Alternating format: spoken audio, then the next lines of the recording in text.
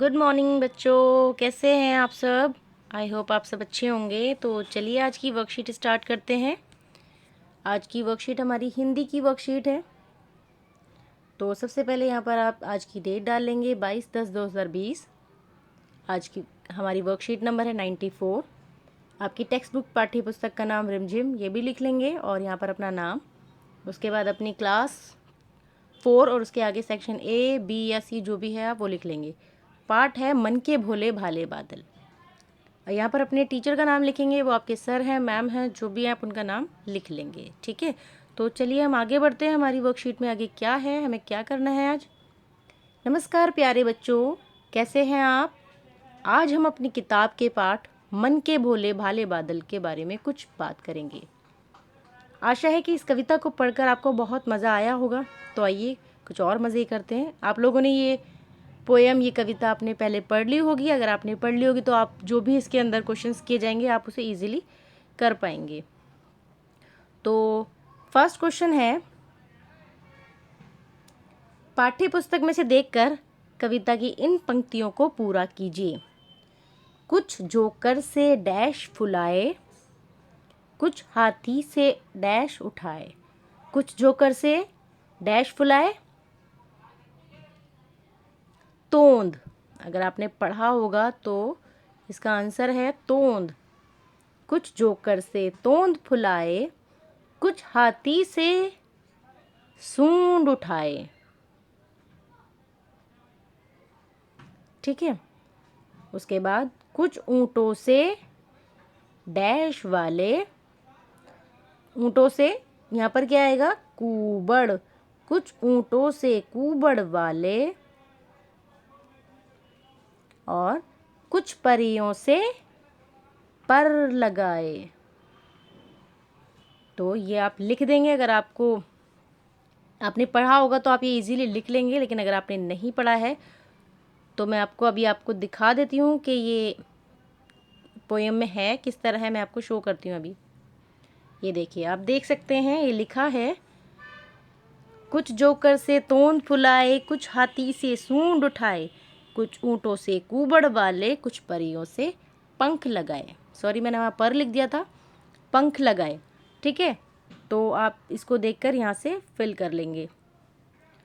तो अब देखते हैं क्वेश्चन नंबर सेकंड में। हमारा क्वेश्चन नंबर सेकंड है, छुपन छुपाई कविता में आए कुछ शब्द खो गए हैं। जैसे छुपन छुपाई क्या होती है, जो चीज़ हम खेलते हैं ना, एक छुपन छुपाई खेल खेलते हैं जिसमें कुछ बच्चे छिप जाते हैं, फिर उन्हें ढूंढना होता है। तो कविता में आए कुछ शब्द इसी तरह खो गए हैं, उन्हें ढूंढ कर उन पर गोला लगाना है और फिर उनसे नए वाक्य बनाने हैं। तो देखते हैं कौन सा हमारे शब्द हैं जो खो गए हैं कविता के। तो ये हमारा है, लेकिन उसकी हमें आगे पिक्चर दे रखी है। ठीक है, तो हमें जो गोला लगाना है, हमें मेन उस वर्ड पर लगाना है जो है, ये क्या है, गुब्बारा। तो यहाँ हम इसे सिर्फ गुब्बारे पर सर्कल लगाएंगे और एक सेंटेंस लिखेंगे। ऐसे ही यहाँ पर ये ऊँट का कूबड़ है, तो यहाँ हम कूबड़ पर सर्कल लगाएंगे और उससे आगे एक सेंटेंस लेंगे। गुब्बारे, रंग बिरंगे गुब्बारे उड़ते मुझे बहुत पसंद है। आप इस तरह लिख सकते हैं, या और भी कुछ बनाना चाहें तो आप वो लिख सकते हैं। कूबड़ के बारे में आप क्या लिख सकते हैं कि ऊँट का कूबड़, खाना और पानी। ऊँट उस कूबड़ में, ऊँट अपने कूबड़ में खाना और पानी महीनों तक जमा करके रख सकता है। इस तरह की कोई भी बात आप लिख सकते हैं सेंटेंस। आपको सिर्फ इसमें ढूंढने की परेशानी थी कि आपको पता चलना था कि कौन सा वर्ड है जिस पर आपको सर्कल लगाना है, वो मैंने आपको बता दिया है। आप उसके बाद आप सेंटेंस अपनी मर्ज़ी से बना सकते हैं। मैंने एग्जांपल के तौर पर एक सेंटेंस भी आपको बता दिया है। तो चलिए आगे देखते हैं आगे के क्वेश्चंस में क्या है। प्रश्न नंबर 3, प्रस्तुत गद्यांश को पढ़िए और निम्नलिखित प्रश्नों के उत्तर दीजिए। तो एक ये गद्यांश है और इस पिक्चर को देख के आपको लग रहा होगा कि ये कुछ दशहरे से रिलेटेड है, क्योंकि यहाँ रावण की पिक्चर दिख रही है। ठीक है, तो चलिए उसे पढ़ते हैं। पिछले साल की बात है, सुनीता और मोहन दशहरे की छुट्टियों में अपनी दादी के पास गए। एक दिन दोनों ने सोचा कि दशहरा का मेला देखने चलते हैं, परंतु जैसे ही उन्होंने बाहर देखा तो उन्हें आसमान में काले बादल छाए हुए थे। उनको दिखाई दिया कि आसमान में काले बादल छाए हुए थे। दोनों सोच में पड़ गए कि जाएं या नहीं। जब कुछ देर तक बरसात नहीं हुई तो उन्होंने ये निश्चय किया कि अब हम मेला देखने ज़रूर जाएंगे। वे मेले में गए और वहाँ उन्होंने बहुत सी खाने की चीज़ें व मिठाइयाँ खाईं, खिलौने खरीदे और झूले का भी आनंद लिया। तो ये एक छोटा सा गद्यांश था जिसके अंदर आपको कुछ क्वेश्चंस दिए हुए हैं। 2 क्वेश्चंस हैं, आपको उनमें से छांट कर लिखना है। क्वेश्चन क्या है गद्यांश में से?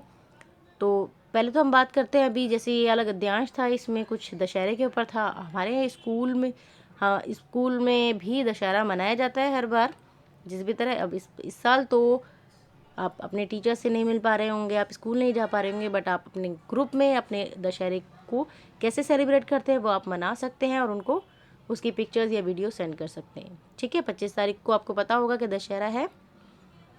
तो चलिए नेक्स्ट क्वेश्चन देखते हैं। गद्यांश में से मेघ का पर्यायवाची शब्द ढूंढकर लिखिए। मेघ क्या होते हैं?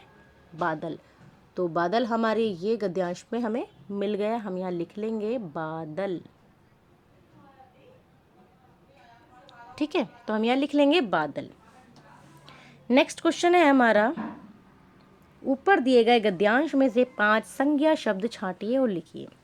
अब इस गद्यांश में से 5 हमें संज्ञा लिखनी है। संज्ञा किसी का नाम हो सकता है, जैसे सुनीता, मोहन, आसमान, और क्या हो सकता है?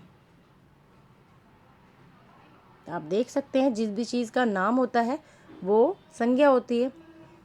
झूले, उन्होंने आनंद लिया तो आनंद भी हमारा संज्ञा है क्योंकि ये भाव है एक।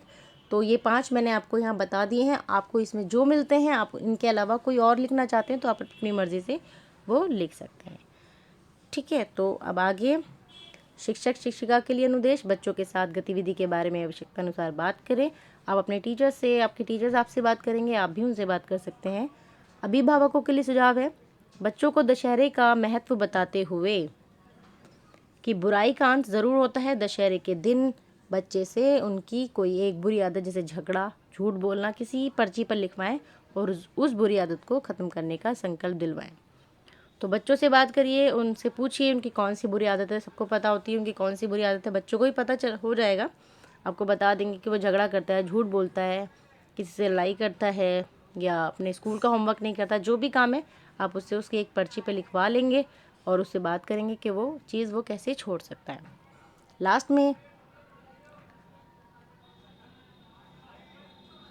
लास्ट है हमारा, कोविड-19 के दौरान अपेक्षित व्यवहार। अपने हाथों को साबुन व पानी से नियमित रूप से धोएं।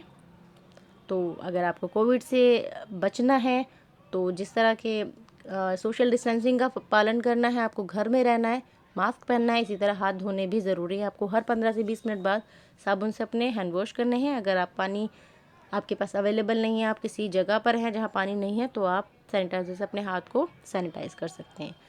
तो मिलते हैं आपसे नेक्स्ट वीडियो में। तब तक अपना ख्याल रखिए, खुश रहिए, हेल्दी रहिए, सेफ रहिए। तो बाय बाय, टेक केयर।